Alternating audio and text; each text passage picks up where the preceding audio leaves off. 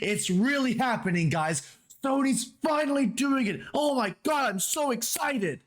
I've always wanted to buy the vertical stand for my PS5 for $30 sold separately. And I've always wanted to have a metal ring around it. But finally, we get the vertical stand Pro for the PlayStation 5. If the sarcasm is not obvious enough, Sony just revealed, I think today or however long ago, that we have the PS5 Pro. And like every other content creator, I'm going to react to my thoughts on it. Oh, sorry, not react to my thoughts. I'm going to react to the video about it and then give my thoughts. I'm sure y'all are going to have a lot of fun. I'm sure all the Sony tards are going to be so happy with all the wonderful things I have to say. Quick question though, to anyone who's watching. Do you think that Dragon's Dogma 2 will still be locked at 30 FPS or barely even, actually it's uncapped 30 FPS, I think, if I remember. Do you think the game will finally be able to run at 60 frames per second on the PS5 Pro, or will it be like 34 frames per second? Either way, it's an improvement, and apparently it is for quite the hefty price. But let's just see how hefty this price is. We've got the Pro console reveal trailer, and we have a technical presentation. So I can't wait to see what that has to present for us. Oh! Look at the lights! Woo! Introducing the next leap. Damn, bro, the console just jumped up. Damn, it's really leaping. God, I wish I didn't make that sentence.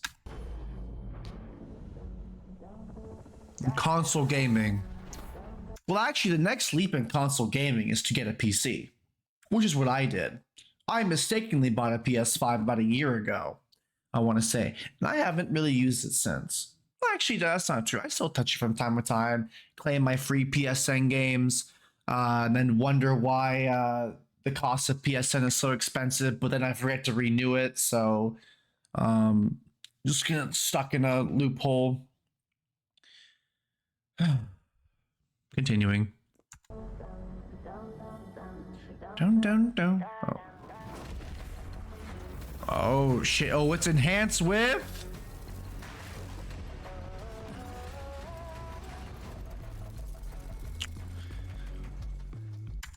Spectral super resolution. I see. So, what the fuck is PlayStation Spectral super resolution? Is it just like some name for like regular super resolution on like a lot of computers where if your game's lagging, it will like adjust the resolution and still make it look kind of good, but keep your frames intact? Is it something that consoles need now?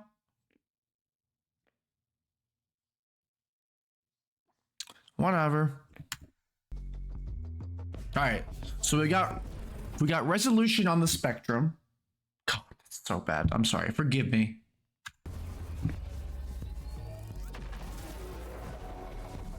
High frame rates. Oh shit! 120 FPS for very specific games. I bet you Dragon's Dogma 2 is totally gonna run at 120 FPS. I really shouldn't use it as a reference, but I just can't help it.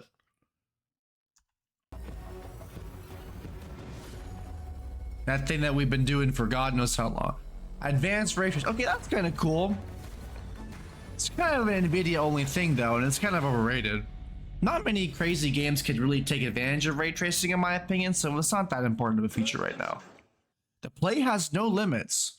That's the most important thing. The play has, hey, calm down you. The play has no limits. If you're willing to pay, I think, I heard $700 or $800. Well, let's find out. Mr. Mark Cerny is going to tell us more about this. 9 minutes of footage. Hi, I'm Mark Cerny. I'm excited to... Hi, I'm Chris Wilson with Grinding Gear Games.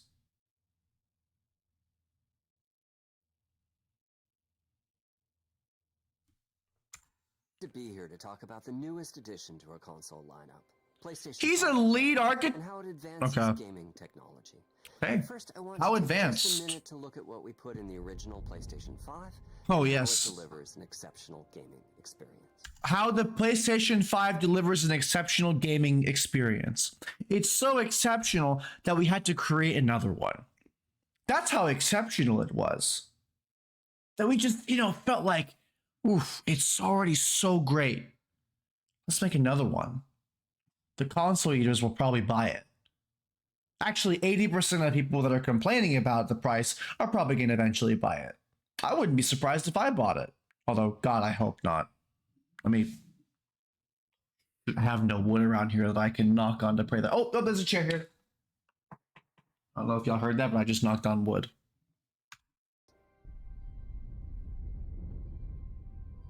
When PS5 debuted in 2020, it brought a lot to the table. No, it did not. That is a full-faced lie. The biggest thing it brought was a Demon Souls remake, which was just a visual slideshow, I guess, or whatever, of a game for how great the PS5 could look. Beautiful game, by the way, but it had a lot of problems. But for you to say that in 2020, the PS5 brought a lot, the only thing it could have brought a lot of was COVID in your house. If you decided to go outside without, facial protection at the time, to go buy one. That was the lot it could bring to you. But to say that, okay, now I probably should not talk about that as I'll probably get demonetized. But to say that the PS5 brought a lot on debut is like saying that I contributed to the mathematical society at a young age by learning that 1 + 1 = 2. I thought of a different example in my head, by the way, but I forgot it. Forgive me. I'll probably remember it later. 8 Zen 2 CPU cores form the brains of Yeah, 8 cores. Complex gameplay, with character counts reaching into the Hundreds. and frame rates that can be as high as 120 frames a second. Yeah, that's great. So things that PCs can do. RDNA 2 GPU, which can render anything from intricate details. By the way, I know the point of what they're doing with this. So like an I don't really know what an RDNA GPU is. I unfortunately don't speak Sony. That might actually be a PC term. I don't know. But they're doing this to compare it to justify the pricing. They're going to be like, oh, an RDNA 2? Now it's an RDNA 6. 2 × 3 = 6, so it's triple the power. I really hope they don't do that, like unironically, but I ironically hope they do. To fantastic worlds with vast panoramas to explore. Ray tracing allows for dramatic visual improvements, including reflections off of water. That you're not really going to pay much attention to, and reflections on water exist without ray tracing. AMD is proof of that. My entire computer runs on AMD just totally fine, without no ray tracing BS. The only thing that my computer can't run for some reason is Helldivers 2, which is also a Sony product. Imagine if Helldivers 2 starts crashing on the new PS5 Pro. I'm going to laugh. That would be such a great day for me. Second to only the release day of Path of Exile 2, which will be November 15th for early access. That comes from real-time global illumination. Global illumination. Custom SSD can load data at breathtaking speed. Again, these are all cool things. Transitions between game worlds. But didn't Xbox have these things before? Traversal speeds are essentially unlimited. Yeah. Tempest 3D audio tech brings an unparalleled sense of immersion. Bro, how did I know they were gonna fucking show Demon Souls footage? You can't write this. I'm sorry, you can't make this up. You literally cannot make this up at all. Wow. Why is the resolution of my video so low? Oh, it's 2160p. I guess the video is just bad.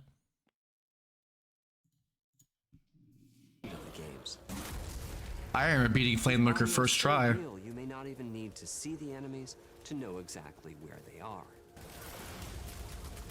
Finally, the DualSense controller. Yeah, you only need like a really good headset to be able to do that, which most headsets have kind of like that kind of functionality with games already. So it's whatever. Now the controller, I'll say as a W. I love the PS5 controller. I have one right here. It's blue. What your character is experiencing inside of the game. And that I'll actually give him props for that. I'm one of the few probably PS5 controller enjoyers. I play Space Marine 2 on a controller, and I love the little immersion that I get personally from whenever Titus runs with his left leg. The left part vibrates. The right one, the right part vibrates. I'm pretty sure other games do that too, but I rarely use controller for video games, except for like some Souls games and of course Space Marine 2. So that was kind of cool to see.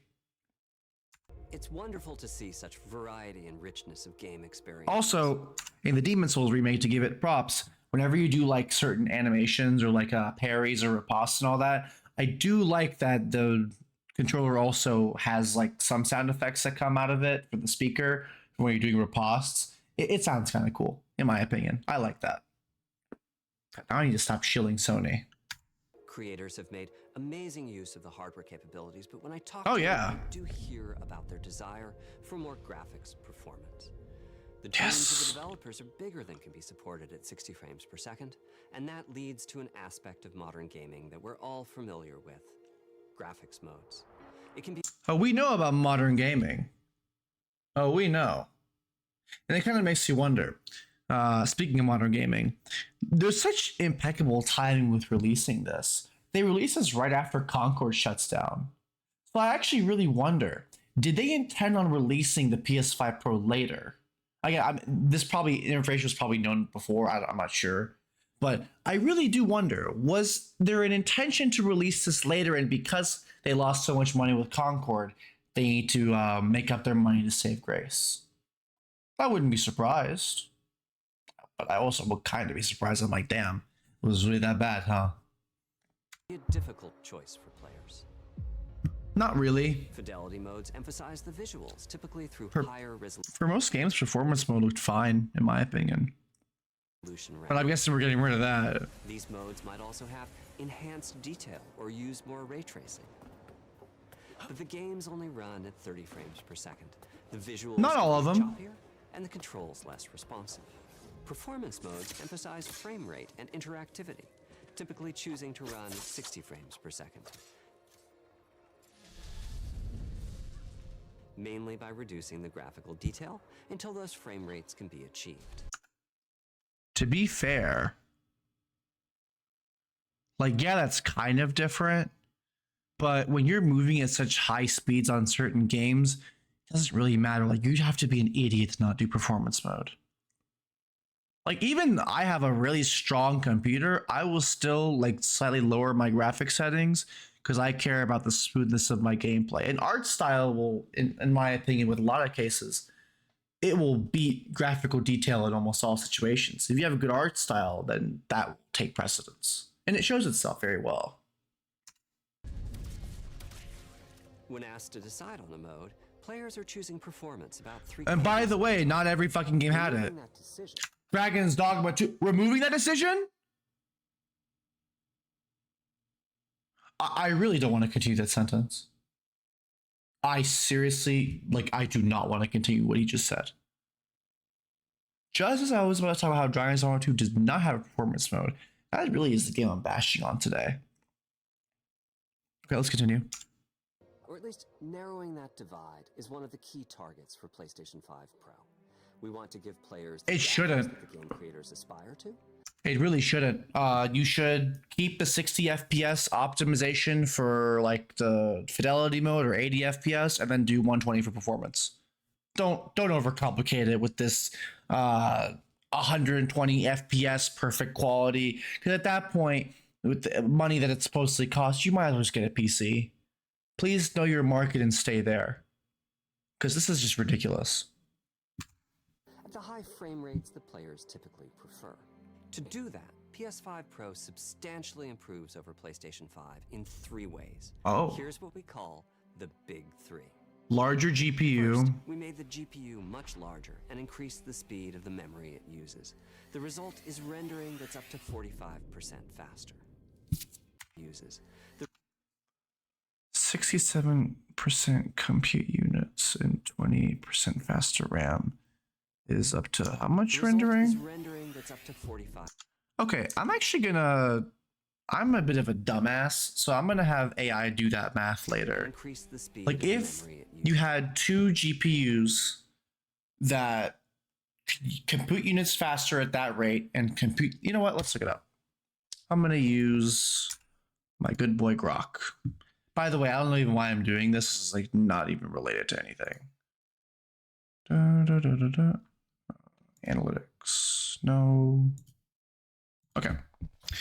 If I had two GPU units for a console named A and B. A and B had almost every feature identical to A, except for the, oh, I just spelled that wrong. What is it? It being able to, except for the fact that B could compute units 67% faster and also had 28% faster RAM.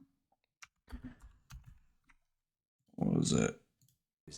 The result is rendering that's up to 45%. How much faster?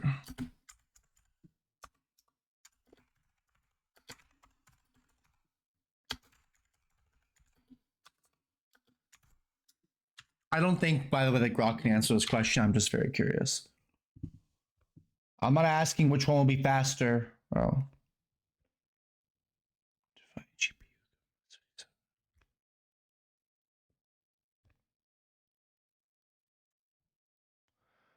1.92 times.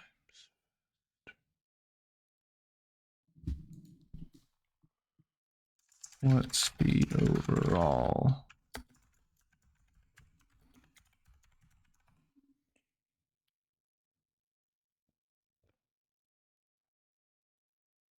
So this is saying, unless again is doing the math wrong, that would actually be like a 92% increase.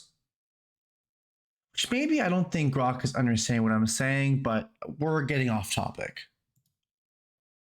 And faster. Second, we made major upgrades to the ray tracing, taking a streamlined and accelerated approach that allows calculation of the rays at double or even Again, triple the ray speeds tracing of is PlayStation whatever. 5. It's cool. And finally, we added custom hardware for machine learning and an AI library called PlayStation Spectral Super Resolution, or Oh, that's what that PSSR for is. short. Oh, the analyzes PSSR. images pixel by pixel and can add an extraordinary amount of detail, which boosts the effective resolution of the games. Game creators are adding PS5 Pro support to new and existing titles, and with the big three involved, the results can be pretty amazing. Yeah, I'm With sure. graphics showing something like fidelity levels of detail, but it doubled the frame rate. Here's The Last of Us Part 2 running on PS5 Pro. It has huge amounts of detail and targets a super smooth 60 frames per second. Let's compare this to the fidelity mode on PS5, which is only running at 30 frames per second. Wait.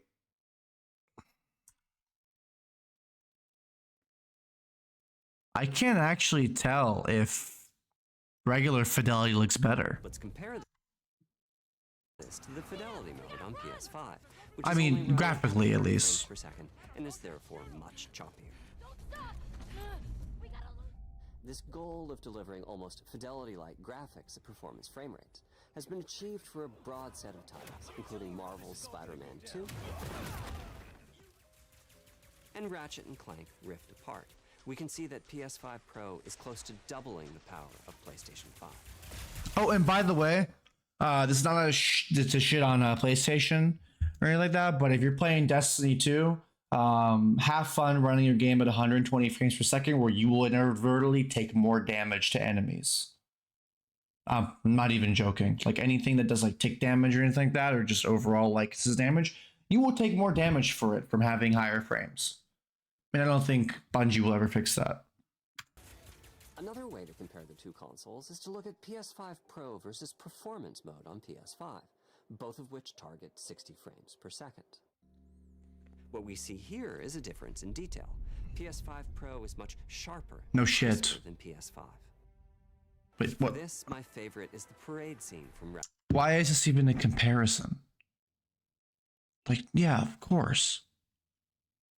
I sure would hope. Details are much clearer. Albeit, and again, I want to say this, like, these are good things to have. Like, this is a W in terms of, like, yes, it's better. But am I really going to notice this in the heat of the moment? Also, who out here was complaining that the characters were too blurry in Ratchet and Clank? And here we can see Marvel's Spider-Man 2 is noticeably higher resolution throughout the scene, including the trees and Why did you... Wait. No, never mind. I was saying, why'd you zoom in further on one picture of there? But no, actually, no, it's about the same. procedural cars. So overall, some remarkable improvements. Yeah, I'm sure. On PS5 Pro, we can see increased sharpness to the graphics or smoother and more responsive games. This would be great if the console was like $600. And I'm being nice. Seeing machine learning. Sorry, not 600. Wait, is it? Yeah. Yeah, like this version it should be like 600 maybe at most. SSR library is being used quite broadly to add pixel detail and boost frame rate. But there are as many approaches as there are game engines. The increase in raw GPU power is being especially effective for Horizon Forbidden West. Apart from the detail boost, that extra graphics power is allowing for improvements to lighting and visual effects. You know, I haven't played Horizon Forbidden West before. In cinematics. Open up, guys. I've heard good things about it. I should probably give it a try. Ray tracing is finding broad usage as well, particularly when the games are focused on higher frame rates. The faster hardware in PS5 Pro can make a real difference. Allowing Gran Turismo 7 to add ray-traced reflections between the cars in gameplay, while continuing to support their targeted 60 frames per second. That boost. This is to support 60 FPS. You've got to be shitting me.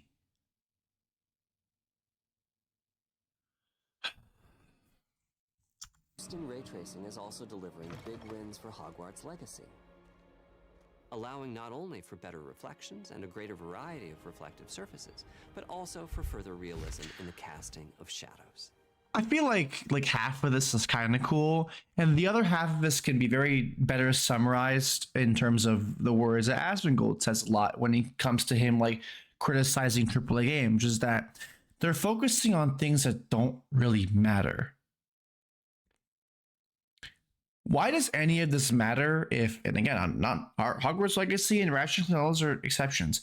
If like the majority of games we're getting are going to be dog ass, like what am I going to be excited to play on my future PS5 Pro? Assassin's Creed Shadows, where the finishers don't even connect with the enemy? Like, what are you wasting your money for? I hope you've enjoyed this run-through of the technology. I really haven't. PlayStation 5 Pro. Simply put, it's the most powerful console we've ever built, and a worthy addition. God, I hope it is. God help me if it wasn't more powerful than the regular PS5. To the PS5 family. Let me wrap this up by giving you a quick look at a number of games running on the new console. Okay. Damn, what's that game?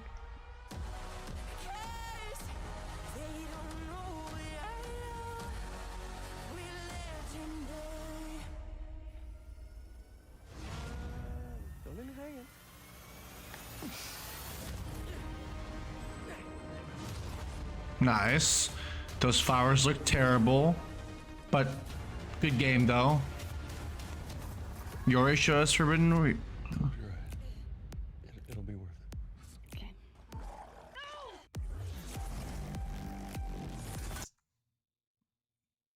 Okay, you know what? I might just test it on this game again.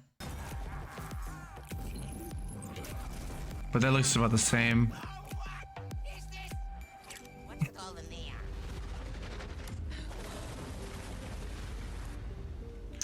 Oh no! We barely know anything about what this game looks like. You're gonna show us Assassin's Creed Shadows gameplay to hype up your console? You're hyping us up with games that aren't even out yet that we know are gonna be terrible?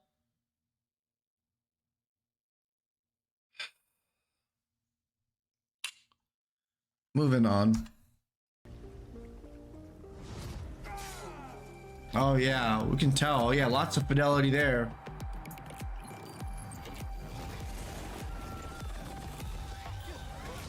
I really want to see the actual pricing for this. That was cool. It seems like Hogwarts Legacy is doing the most justice. Oh, I think is that Celebrate?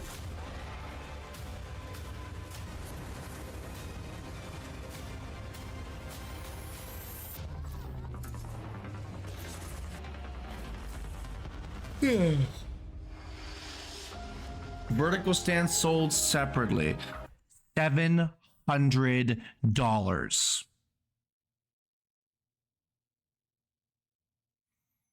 My eyes are twitching so badly because I can't. $700. Wow. You'd have to be an idiot not to buy it. Sorry, you'd have to be an idiot to buy this. And I'm probably going to buy it at some point too, so I'll probably be an even bigger idiot, but at least I'll do it when it goes on sale. But seriously, $700.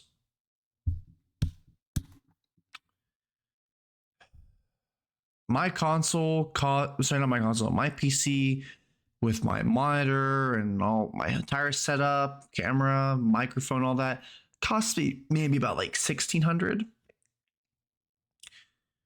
And to be fair, if you guys are having issues with that, or you need to buy a $700 console because you can't afford a PC, then I think there are some bigger problems out here. Now, again, if it's like, oh, I'm choosing between a $400 PS5 versus like a $1,500 PC or something like that, okay, then I kind of get it at that point, right? Like maybe you just want something more casual. But this is meant to be for the pros. It's literally a PS5 Pro. And the markup is insane. The PS4 Pro is only $400.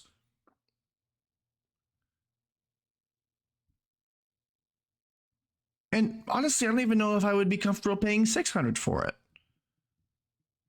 But I mean, that's like $100 more than the disc version. Oh, and this is all digital. Wow. So I just noticed something. There's no CD-ROM on this.